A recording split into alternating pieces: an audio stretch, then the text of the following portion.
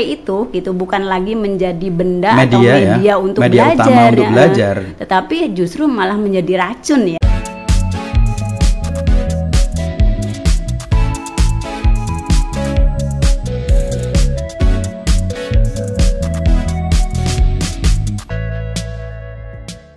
Pandemi ini kan berlangsung.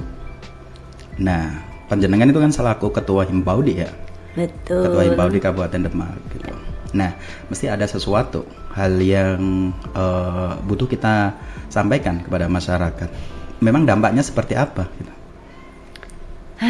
Kalau bicara pandemi ini ya untuk kalangan guru-guru PAUD ya, guru-guru PAUD yang ada di wadahnya Himpaudi itu dampaknya sangat luar biasa. Karena selama ini kan guru kelompok bermain, guru TPA, guru SPS itu kan sampai saat ini memang belum mendapatkan kesejahteraan ya, belum difikirkan lah, masih mungkin masih butuh diperjuangkan agar bisa didengar, kemudian mereka diberi apresiasi karena tugas dan tanggung jawabnya itu kan sama dengan guru-guru yang lain. Dampaknya untuk lembaga, kemudian untuk personilnya juga sangat luar biasa. Kalau untuk kelembagaan, lembaga banyak yang juga kemudian jatuh sampai tutup ya. Terus berkurangnya siswa, animo masyarakat untuk mendaftarkan ke PAUD itu akhirnya menjadi sangat berkurang, gitu karena ya itu tadi mereka berpikirnya untuk apa dimasukkan ke PAUD, sementara tidak ada pembelajaran yang konkret yang bisa diterima oleh anak. Kalau bicaranya kita harus daring, padahal anak usia dini itu kan belajar dari hal yang konkret ya, baru ke abstrak. Oke lah, untuk di season pertama mungkin anak-anak akan merasa enjoy dengan kondisi daring. Tapi anak usia dini itu kan jiwa pembelajarnya itu terus. Iya benar. Tidak akan pernah berhenti. Tidak akan pernah berhenti. Artinya pada saat metode pembelajarannya atau cara belajarnya dengan daring dilaksanakan terus, mereka akan sampai pada titik bosan dan jenuh, yang akhirnya justru HP itu gitu bukan lagi menjadi benda media, atau media ya, untuk media belajar, utama untuk belajar, tetapi justru malah menjadi racun ya, karena kemudian kan mereka akan sampai kepada permasalahan yang namanya gawai. Ya, artinya mereka sudah tidak bisa lagi meninggalkan yang namanya gadget. Tergantung ya, jiwa ketergantungan dengan gadget lah. Untuk anak-anak usia dini, jiwa ketergantungan dengan gadget itu sangat tidak baik. Gitu. Apalagi saat ini gitu, banyak sekali orang tua yang kemudian akhirnya juga merasakan dampak yang tidak nyaman ya dengan pembelajaran daring. Nah, itu dampak untuk sekolah ya, dengan siswa. Kalau untuk ke guru ya luar biasa lagi dampaknya. Ya. Sebenarnya gini, janjane, gajine huruf PAUD kuwi iki piro gitu. Kalau bicara gaji ya, saya kok lebih nyaman tidak disebut dengan gaji, karena kalau bicara gaji itu kan sudah pada tataran minimal UMR ya, gitu ya. Memang UMR di kabupaten ini berapa? Kan sekian ya, nomor berapa? Nomor 2 se-Jawa Tengah se-Jawa Tengah ya, benar. Gitu. Jadi kalau disebutkan mereka mendapatkan berapa sih gajinya guru PAUD gitu kan, masyarakat butuh tahu masalahnya gitu. Rasanya kok keri ya di telinga. Gitu ya, karena kalau gaji itu kan jelas prosedurnya, terus penetapannya juga jelas, sedangkan guru PAUD itu bisa dikatakan ya tidak jelas gajinya, karena mereka itu kan terimanya kalau ada iuran siswa ya, ya gitu kan. Sedangkan pandemi sendiri ya berkurangnya tadi disampaikan, berkurangnya siswa, otomatis SPP juga kan menjadi menurun ya. Belum lagi banyak juga, mohon maaf, wali murid yang terdampak gitu ya kan. Tidak menutup kemungkinan banyak juga wali murid yang memohon ya untuk dibebaskan SPP-nya gitu. Padahal dan tanggapan sekolah sendiri?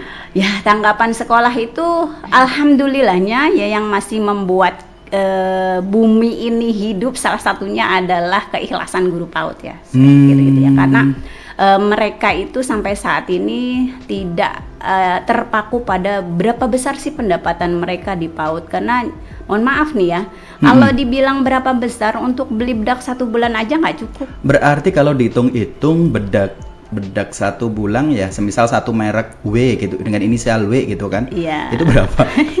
Misalnya lah yang paling murah ya, 50.000. 50.000. Iya gitu. Memang masih ada guru PAUD dibayar 50.000? Masih. Bener nih. Bener. Dilihat masalahnya, Iya, kita intim iya, ini ya. iya.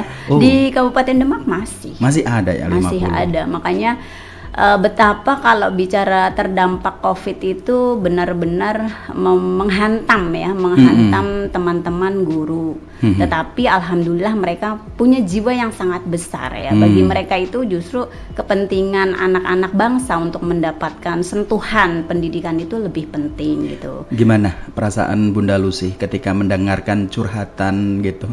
Gimana Bun? Ini kayak gini gitu. Terutama berkaitan jelas income-nya nggak dapat ya. Betul. Kalau kita bicara bahwa yang namanya ya pokoknya guru PAUD dengan kapasitas gaji 50.000 ya, sekian itu udahlah, berarti dengan kata lain dapat ATM BCA kalau banyak orang sebut. Iya. Tapi kan nggak mungkin kondisi ini lama terus akan berkepanjangan kan enggak? Iya. Berarti ada nilai perjuangan di dalamnya. Ya kalau nilai perjuangan pasti ya. Saya sebagai saat ini yang diamanai sebagai Ketua Himpaude Kabupaten Demak dengan teman-teman pengurus itu juga berupaya, dan beberapa waktu sebelumnya di tahun kemarin kita berusaha melakukan berbagai upaya agar setidaknya ada apresiasi lah untuk teman-teman pendidik PAUD di non formal ini. Berarti gitu ya. dengan kata lain ini pemerintah daerah hadir ya. Semoga ya. Semoga deal ya. Iya. Oh sudah deal ya? Insya Allah. Ya, untuk tahap ini Insya Allah sudah ya. Tinggal menunggu kabar baiknya. Oke. Emang tahapan-tahapan apa yang dilakukan sampai pemerintah itu hadir di tengah-tengah untuk ini gitu? Apa yang dilakukan pengurus memangnya? Banyak ya. Jadi pengurus itu bukan hanya berpikir untuk meningkatkan kompetensi teman-teman anggota ya, tetapi juga bagaimana membuka wacana semua orang, khususnya masyarakat luas, apalagi para pemangku kebijakan untuk bisa melihat begini loh perjuangan mereka itu, kerjanya itu mohon maaf lebih dari pegawai negeri gitu ya. Bagaimana mereka menyiapkan segala sesuatunya itu yang terbaik gitu untuk anak-anak. Jadi kewajibannya kan sama ya di Permendikbud itu ya. Betul, tidak ada ya. bedanya ya. Di Permendikbud 137 ya? Ya, 137 dan 146 itu sama semua ya, guru PAUD itu gitu.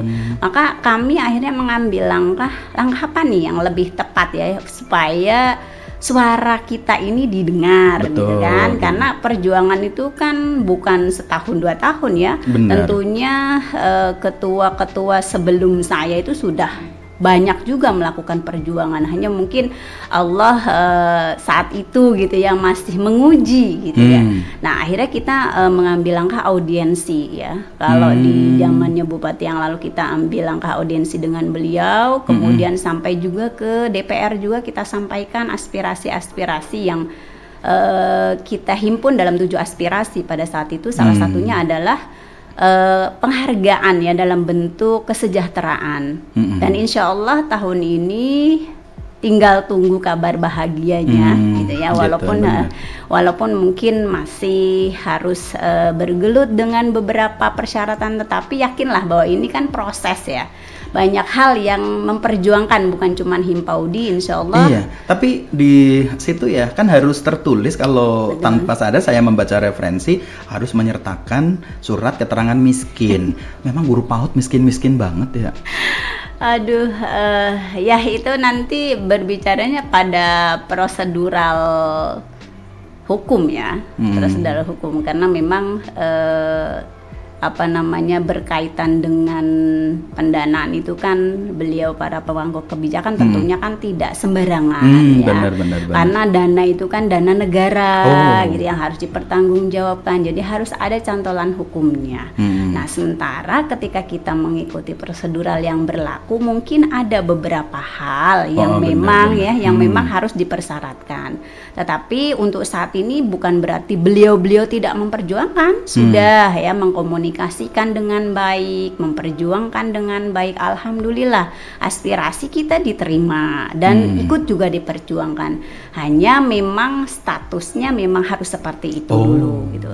Mudah-mudahan ke depannya, karena kita juga kan sebagai warga negara yang baik itu kan punya hak ya untuk menyampaikan yang terbaik untuk negara ini, benar. Kemudian bagaimanapun guru-guru PAUD itu masih memiliki bukan wibawa ya, dalam artian itu kehormatan ya, yang patut dijaga gitu ya. Derajat ya, yang patut dijaga ya, betul sekali. Jadi kalau kategorinya itu memang harus SKTM ya, memang untuk saat ini lillahi ta'ala saja dulu lah, kita berpositif thinking saja gitu. Semoga saja nanti dari kita juga nih, dari Himpaudi, semoga saja nanti ada jalan untuk bisa memperjuangkan ya kembali gitu istilahnya, agar tanda kutip gitu SKTM-nya itu bisa tidak ada, di lain waktu ya, karena ini kan memang masih butuh proses. Jadi keberhasilan itu kan tidak kemudian harus 100% dulu ya. Bener. Gitu, bisa jadi perjalanan kita itu harus dikaji ulang gitu ya. Kemudian kita evaluasi lagi di titik mana nih yang harus kita mulai, titik mana nih yang harus diperbaiki gitu ya. Semoga saja nanti ke depannya untuk pemimpin Demak yang masa jabatan periode ini bisa memberikan yang lebih baik lagi sih. Doa kami itu seperti itu. Amin. Nah, ini selaku pribadi Lucianti ya. Betul. Nah, gimana? Panjenengan kebetulan banyak mengedilkan bagaimana guru-guru PAUD. Ada komplain nggak sih sebenarnya dari keluarga? Kalau komplain, menurut saya tidak mengatakan itu komplain ya. Saya lebih mengatakan itu adalah suntikan ya, suntikan imun ya buat saya gitu. Jadi sampai saat ini sebenarnya alhamdulillah anak-anak juga terkondisikan dengan baik gitu. Suami support banget gitu ya, dengan segala kegiatan. Mungkin Pak Muhammad juga tahu ya kemana-mana. Karena kan harus butuh yang mengantar gitu ya. Kemarin tuh sempat terenyuh gitu ketika ada Miss Kwina ya. Miss Kwina. Pokoknya Umi itu kalau pergi Kwina diajak, kalau ndak harus divideokan dan aku harus dapatin semuanya gitu. Itu gimana? Jadi kebetulan anak saya ini yang satu yang paling kecil ini emang tipikal anak yang menurut saya sangat kritis ya, karena di luar dugaan itu dia berpikirnya sudah jauh gitu. Mungkin karena melihat aktivitas uminya dengan teman-teman Himpaudi, sering mendengarkan lagu-lagunya Himpaudi gitu ya. Terus pada saat uminya melakukan kerjanya gitu di organisasi, memberikan sambutan, dia sering dengar itu. Kemudian sampai bisa mempraktekkan gitu, Himpaudi Jaya gitu ya. Dia selalu diingat seperti itu. Bahkan sampai direkam sendiri gitu. Dia ya, anak saya bilang Himpaudi Jaya, dia rekam sendiri gitu ya. Divideokan sendiri. Jadi itu kalau menurut saya itu bukan protes sebenarnya gitu ya, tapi wujud dari bagaimana dia ingin lebih banyak tahu ya. Mungkin dalam sudut pandangnya anak saya ini ilmu baru nih gitu ya. Kenapa sih kok Umi kok di Himpaudi terus gitu kan? Kenapa kok Umi kok sering berbicara di depan, di halayak ramai gitu ya, para anggota Himpaudi. Kadang kan kalau izin kan saya menyampaikan Umi ada rapat gitu. Rapat apa gitu. Jadi harus jujur jawabnya, karena kita emang naneminnya kan karakter jujur ya. Benar. Jadi kalau saya bilangnya rapatnya memang kondisinya rapat Himpaudi, saya bilang ini rapat Himpaudi. Nanya lagi, Himpaudi itu apa? Padahal ini baru 5 tahun ya usianya gitu. Benar. Ya saya jawab Himpaudi itu ya dengan jawaban sederhana sih, kumpulan-kumpulan untuk guru-guru PAUD gitu. oh Umi berarti di sana Umi gurunya, dia taunya itu begitu. Umi gurunya gitu ya. Saya bilang Umi teman mereka gitu ya. Tapi Umi yang mimpin kan. Jadi sudah ke sana karena mungkin sedari kecil kan, bahkan dari mulai kandungan ya. Benar. Dia itu kan terlibat langsung. Bahkan ketika Hut Himpaudi pun dari mulai dia 1 tahun, 2 tahun, 2 tahun ya kan? sampai 5 Selalu tahun ya. Sampai lihat terus. Lihat terus proses itu. Terlibat langsung di dalamnya gitu. Jadi dia kayak di dalam pikirannya itu sudah terpatri, oh Himpaudi Jaya, selalu bilang begitu, Himpaudi Jaya gitu. Saya percaya bahwa Abinya kan nggak pernah komplain nih berkaitan dengan seabrek yang kita tahu ya, bahwa ngurusin kurang lebih 1.300 pendidik dan tenaga kependidikan anak usia dini yang khusus ya, kelompok bermain ini tidak mudah. Betul. Terus memang momen-momen bersama keluarga, momen romantis bersama ayahnya atau abinya, emang ada? Kok kelihatannya nggak ada? Ya kalau romantis itu kan nggak harus dibangun di waktu-waktu tertentu ya. Gitu. Jadi romantis itu kan harus dibangun setiap saat ya, dengan keluarga juga begitu. Kalau anak-anak sih, saya sih lumrah-lumrah saja ketika mereka bilang apa namanya, atau bertanya ya Umi mau kemana, kegiatan apa, karena memang saya menanamkan itu kalau mau pergi ya izin, bilang dulu gitu ya. Gitu. Jadi ketika tidak menyampaikan pun, anak ketika kemana pun saya akan tegur gitu.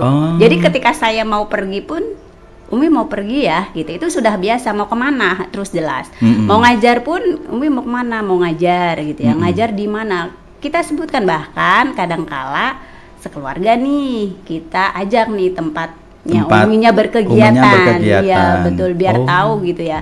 Biar tahu apa namanya, ternyata sebegitu ya. Iya gitu. Sebegitunya, dan itu adalah tempat romantis. Gitu. Kalau di rumah itu ya romantis. Gitu ya. Dengan anak-anak. Dengan anak-anak gitu. Dan sebagai seorang ibu nih, dengan beberapa putra ya, yang dalam hal ini ada 5 ya. Kita nggak ngira gitu kan. Tapi ada rencana tambah lagi kan. Nanti jadi generasi PAUD lagi. Iya, jadi generasi PAUD lagi. Ini kan kebetulan ada beberapa putri ya yang sudah masuk seorang hafid, kemudian juga posisinya di pendidikan perguruan tinggi juga sudah selesai kelihatannya ya. Skripsinya kayak gitu. Gimana panjenengan sebagai satu sosok ibu dapat hidayah seperti itu gitu? Kalau saya itu rasa syukur ya, terima kasih saya yang terbesar itu ya kepada Allah ya, karena memberikan segala kemudahan untuk saya gitu ya, beraktivitas gitu. Itu sudah sangat luar biasa gitu, karena saya juga sadar gitu ya, tidak mungkin saya ini sosok ibu yang sempurna gitu, tetap ada kekurangannya, itu pasti ada sekali gitu ya. Cuma memang komitmen ya yang perlu kita bangun. Jadi memang karena saya dulu dididik itu, orang tua saya itu disiplin gitu ya. Jadi mau apapun itu harus melakukan sendiri, dan itu ternyata berbekas ke saya.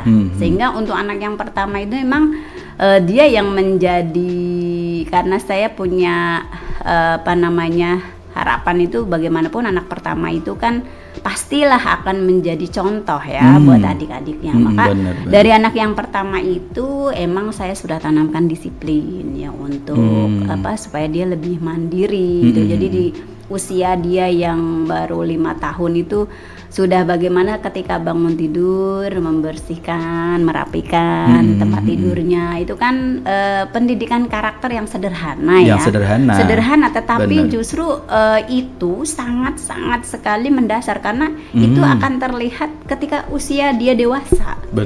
Jadi hal-hal yang sangat sederhana itu berusaha kita tanamkan. Dan kebetulan anak-anak itu memang yang anak saya yang pertama itu saat usianya 2 tahun itu sudah sudah bisa hatam di Iqra 6 ya. Di Iqra 6. Gitu. Jadi karena saya melihat bakat itu, maka pada saat di usianya yang di kelas menuju ke kelas 3 SMA, saya dengan abinya itu menawarkan, karena ada untuk beasiswa ya, beasiswa di rumah tahfidz lah gitu. Dan anaknya minat dan akhirnya diambil. Alhamdulillahnya lolos karena kan itu ada ujiannya ada dulu. Ada beberapa tahapan ujian ya. Betul, bener, dites harus mengalahkan sekian ratus orang itu karena beasiswa. Dan alhamdulillah dari target yang disampaikan oleh pihak pondoknya itu, anak saya justru sebelum target itu habis gitu, dia sudah bisa menyelesaikan gitu. Jadi target 1 tahun 6 bulan diselesaikan. Alhamdulillah luar biasanya itu dari Allah ya. Karena itu saat dia masuk ke rumah tahfidz itu saya sampaikan, kamu mau masuk ke sana itu tidak membawa nama ayah dan umimu. Gitu, karena mudirnya kan kenal gitu, rekan gitu.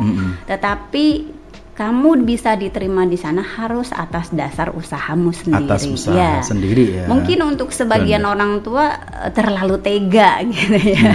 Tapi bagi saya dan ayahnya itu justru ini mengajarkan bahwa hasil usaha dari pribadi sendiri itu dengan seberapapun hasilnya itu rasanya lebih berharga gitu ya. Rasanya lebih aku banget kan gitu. Bener. Dibanding dengan ada embel-embel, oh itu karena bapaknya punya channel misalnya gitu kan. Jadi supaya batinnya, jiwanya gitu lebih merasa dihargai karena itu memang hasil dari usahanya sendiri. Dari usahanya sendiri. Oke. Balik lagi ke Himbaudi. Betul. Sampai kapan panjenengan akan memperjuangkan Himbaudi? Semoga Allah menuntun saya untuk tetap berada di perjuangan teman-teman Himbaudiyah, walaupun nanti karena yang namanya masa kerja, masa bakti ya, masa bakti di kepengurusan itu kan tidak akan terus ya, karena ini bukan dinasti kan. Tapi kita kan butuh sampaikan sampai saat ini secara perundang-undangan, kemudian dulu ya pernah ke Mahkamah Konstitusi ya. Betul. Berkaitan mengegolkan, disetarakan berkaitan dengan guru gitu. Betul. Sampai saat ini pun 1.500 tenaga pendidik dan tenaga kependidikan belum sama sekali tersentuh dengan yang namanya, mohon maaf, sertifikasi. Atau mungkin pada posisi apalagi P3K gitu. Sedih dengarnya. Ya, untuk teman-teman semua anggota Himbaudi ya dimanapun berada, saya hanya ingin berpesan bahwa kebesaran Allah itu lebih luas ya. Jadi rezeki itu tidak hanya bisa dirasakan dari yang namanya sertifikasi atau mungkin kesejahteraan yang lain, tapi bukan berarti organisasi diam ya. Insya Allah usaha akan selalu ada gitu. Usaha akan selalu ada, perjuangan akan selalu terus dijalankan ya, karena itu memang patut dan layak untuk diperjuangkan gitu ya. Tetapi ingat gitu bahwa pemberi rezeki itu bukan itu ya. Rezeki itu juga bukan besar kecilnya nominal, tapi masih banyak hal yang harus disyukuri seperti itu. Ini kita harus kuatkan kayak ke seluruh anggota agar mereka menjadi manusia yang bermental kaya. Ya, manusia yang bermental kaya. Jadi dengan kondisi seperti apapun, terdampak COVID seperti apapun, mental yang kaya itu akan selalu memiliki pikiran yang positif. Nah, positive thinking yang sudah terbangun ini akan menghasilkan aura yang positif. Aura yang positif akan didengar oleh para penghuni langit ya dan bumi ya. Silahkan minta seluas-luasnya kepada para penghuni langit dan bumi, kepada Allah ya. Terutama Allah itu punya tentara yang ada di langit dan di bumi. Kalau sudah mengaminkan, insya Allah nominal yang mungkin di mata kita itu kecil, tetapi berkahnya itu luar biasa. Luar biasa ya, walaupun kita tahu sebenarnya itu tipis banget. Iya. Ada yang mohon maaf nih, kita udah merjuangkan dengan kesendirinya, oke, tinggal menggeser kaki gitu aja, udah ada pindah gitu. Karena ngapain kita berjuang terus sampai saat ini belum juga dapat ada jawaban, maksudnya seperti itu. Iya, emang kalau bicara soal itu emang sensitif banget. dan masih butuh jalan panjang ya yang harus dilalui. Yang terpenting itu tadi mental yang kaya, dengan memiliki positive thinking yang luar biasa, insya Allah semuanya itu akan menjadi lebih ringan. Lebih ringan Ya, ya. betul. Ji, loro, telu, yuk, intim. Oke. Oke.